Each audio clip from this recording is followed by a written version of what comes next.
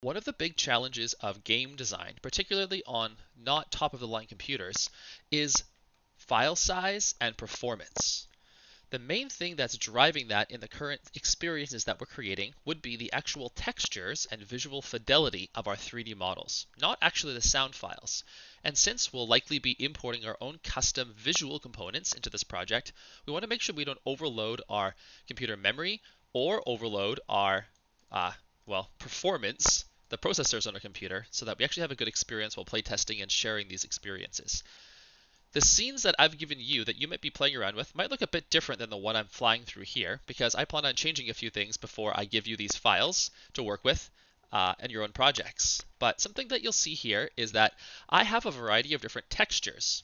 Wait, what is a texture exactly? Well, think of it as like the paint on a wall, or the paint on a pot, or the look and feel of the leaves on a plant. Basically, what gives things color and tone and texture overall.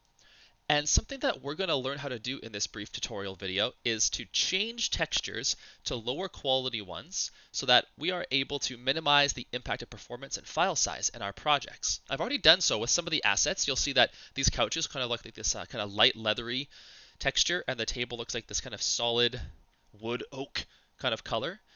I replaced previous textures that were almost a gigabyte of in file size with textures that are like less than a megabyte in file size because I wanted to improve the performance of my scene. So we got to think about what it is we want to replace here. Something that might not be replaceable might, for example, be these pieces of artwork, which have very specific textures that aren't really easily replaceable. And so we're going to leave those alone and maybe just take the hit to quality, assuming that you want them in your scene in the first place. But there's other types of assets. For example, this bookshelf here has some stuff on it that may actually have some replaceable assets that we can use to save some space. So let's take a quick look here. If I select this bookshelf, you'll see in my hierarchy that I have the shelf selected. And one thing that I want to do is actually figure out where this object is located in my content.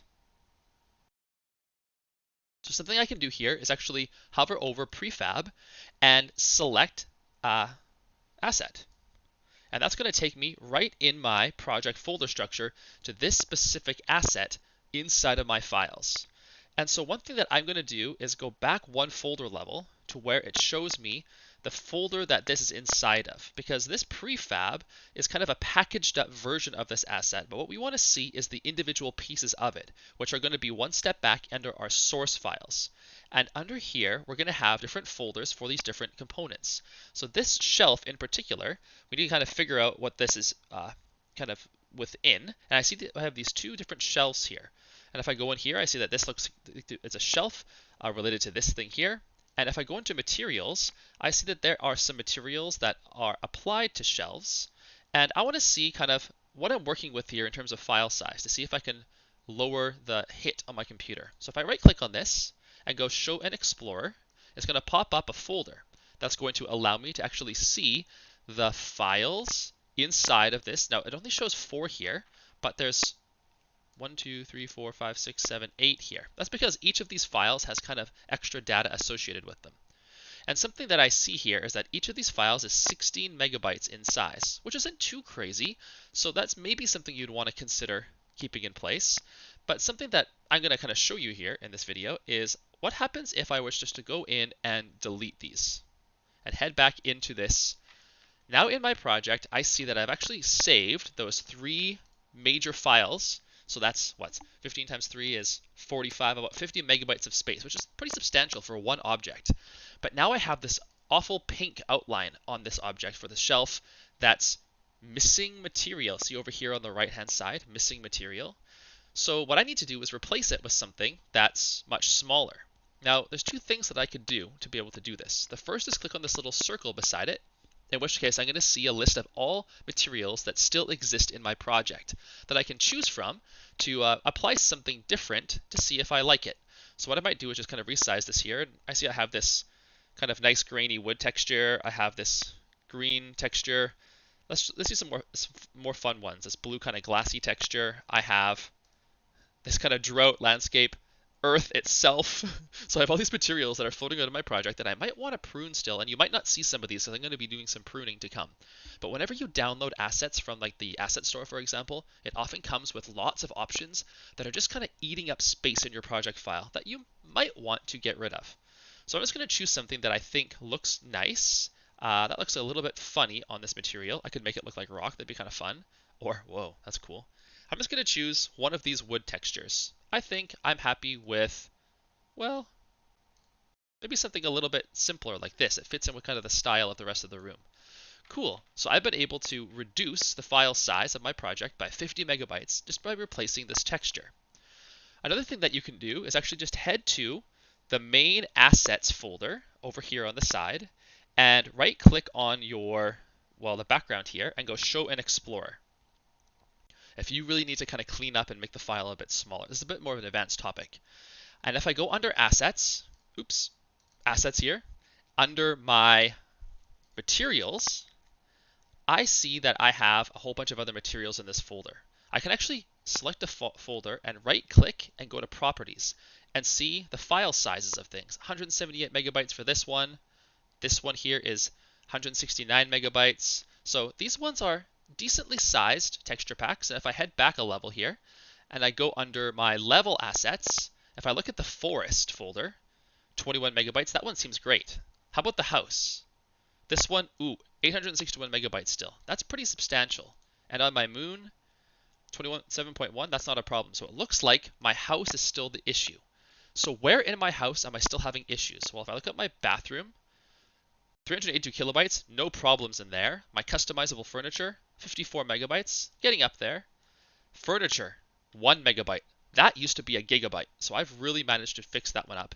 My interior assets, almost 700 megabytes. This one here is a place where I have some fixing to do. So something that I can do is I can go under source, and here we are, back to where we were for this bookshelf.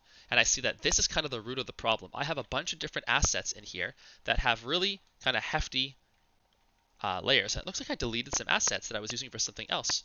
Not a problem. I can go back and click on that assets for my shelf and then choose a new material and see what I kind of like for the look of that window from what I have remaining. So you can kind of pick and choose something that you like. I think that looks good enough for me.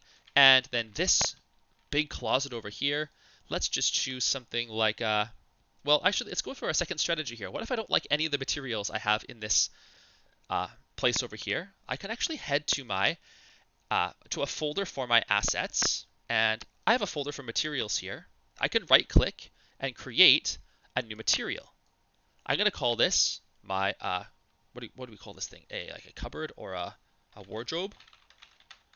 My wardrobe color. And I can actually choose to from this a different whatever color I want for this. So I'm gonna maybe I'll find kind of like, I don't know, this metallic bluish color, and we'll see what happens here. And I'm just going to drag this onto that wardrobe. And it doesn't look the best, but since this is the color that's assigned to that, if I go back to the color thing here and adjust it, I can actually play around with what color this thing has by just kind of going around it and maybe settling on a bit of a kind of an off brown. Now, it doesn't look amazing because it kind of all blends in together, but you know what? That's okay. We're making prototypes here. It doesn't have to look top quality, top tier level of perfection. So I think I'm happy with that for the moment. You can always customize it more as you see fit. And something else I might do is just double check my bed and think, well, yeah, these materials on this has a lot of different things being applied to it because it's a cloth system. So this might be something I don't want to mess with, but feel free if you find your project getting a little bit laggy or being a little bit too big in file size, maybe head onto a certain asset and then take a look, find that object, select asset, find that things models, and I have this vanity and then the materials for it, and take a look in that folder. Show and explore. How big are these files? This one is not bad at all. Cool. But other ones might be worse, and you might like to go through and replace some of those materials so that your game runs a little bit better as a way of improving things overall.